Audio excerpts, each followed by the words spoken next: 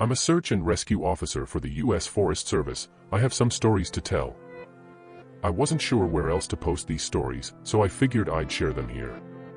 I've been an SAR officer for a few years now, and along the way I've seen some things that I think you guys will be interested in. I have a pretty good track record for finding missing people. Most of the time they just wander off the path, or slip down a small cliff, and they can't find their way back. The majority of them have heard the old, "stay where you are" thing, and they don't wander far. But I've had two cases where that didn't happen. Both bother me a lot, and I use them as motivation to search even harder on the missing persons cases I get called on. The first was a little boy who was out berry picking with his parents. He and his sister were together, and both of them went missing around the same time. Their parents lost sight of them for a few seconds, and in that time both the kids apparently wandered off.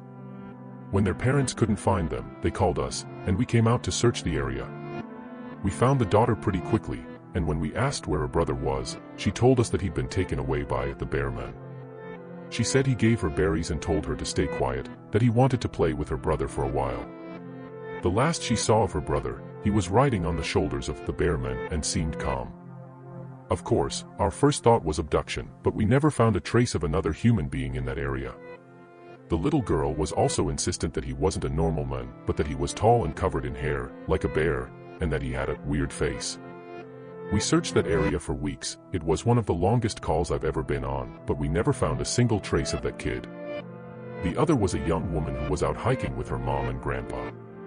According to the mother, her daughter had climbed up a tree to get a better view of the forest, and she'd never come back down. They waited at the base of the tree for hours, calling her name, before they called for help. Again, we searched everywhere, and we never found a trace of her. I have no idea where she could possibly have gone, because neither her mother or grandpa saw her come down. A few times, I've been out on my own searching with a canine, and they've tried to lead me straight up cliffs. Not hills, not even rock faces. Straight, sheer cliffs with no possible handholds. It's always baffling, and in those cases we usually find the person on the other side of the cliff, or miles away from where the canine has led us. I'm sure there's an explanation, but it's sort of strange. One particularly sad case involved the recovery of a body.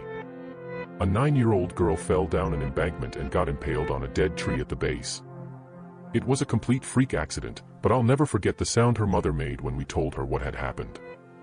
She saw the body bag being loaded into the ambulance, and she let out the most haunting, heartbroken wail I've ever heard. It was like her whole life was crashing down around her, and a part of her had died with her daughter. I heard from another SAR officer that she killed herself a few weeks after it happened. She couldn't live with the loss of her daughter. I was teamed up with another SAR officer because we'd received reports of bears in the area. We were looking for a guy who hadn't come home from a climbing trip when he was supposed to, and we ended up having to do some serious climbing to get to where we figured he'd be. We found him trapped in a small crevasse with a broken leg. It was not pleasant. He'd been there for almost 2 days, and his leg was very obviously infected. We were able to get him into a chopper, and I heard from one of the EMTs that the guy was absolutely inconsolable. He kept talking about how he'd been doing fine, and when he'd gotten to the top, a man had been there. He said the guy had no climbing equipment, and he was wearing a parka and ski pants. He walked up to the guy, and when the guy turned around, he said he had no face. It was just blank. He freaked out, and ended up trying to get off the mountain too fast, which is why he'd fallen. He said he could hear the guy all night, climbing down the mountain and letting out these horrible muffled screams. That story bothered the hell out of me. I'm glad I wasn't there to hear it. One of the scariest things I've ever had happen to me involved the search for a young woman who'd gotten separated from her hiking group. We were out until late at night, because the dogs had picked up her scent. When we found her, she was curled up under a large rotted log. She was missing her shoes and pack, and she was clearly in shock. She didn't have any injuries, and we were able to get her to walk with us back to base ops. Along the way, she kept looking behind us and asking us why that big man with black eyes was following us. We couldn't see anyone, so we just wrote it off as some weird symptom of shock. But the closer we got to base, the more agitated this woman got. She kept asking me to tell him to stop making faces at her. At one point she stopped and turned around and started yelling into the forest, saying that she wanted him to leave her alone. She wasn't going to go with him, she said, and she wouldn't give us to him. We finally got her to keep moving, but we started hearing these weird noises coming from all around us. It was almost like coughing, but more rhythmic and deeper. It was almost insect-like. I don't really know how else to describe it. When we were within sight of base ops, the woman turns to me, and her eyes are about as wide as I can imagine a human could open them. She touches my shoulder and says, "He says to tell you to speed up.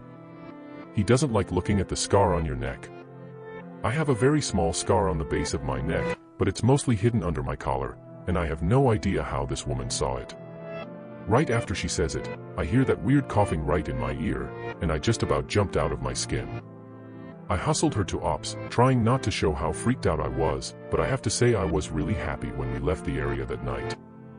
This is the last one I'll tell, and it's probably the weirdest story I have. Now, I don't know if this is true in every SAR unit, but in mine, it's sort of an unspoken, regular thing we run into. You can try asking about it with other SAR officers, but even if they know what you're talking about, they probably won't say anything about it. We've been told not to talk about it by our superiors, and at this point we've all gotten so used to it that it doesn't even seem weird anymore. On just about every case where we're really far into the wilderness, I'm talking 30 or 40 miles, at some point we'll find a staircase in the middle of the woods. It's almost like if you took the stairs in your house, cut them out, and put them in the forest. I asked about it the first time I saw some, and the other officer just told me not to worry about it, that it was normal. Everyone I asked said the same thing. I wanted to go check them out, but I was told, very emphatically, that I should never go near any of them. I just sort of ignore them now when I run into them because it happens so frequently. I have a lot more stories, and I suppose if anyone's interested, I'll tell some of them tomorrow. If anyone has any theories about the stairs, or if you've seen them too, let me know.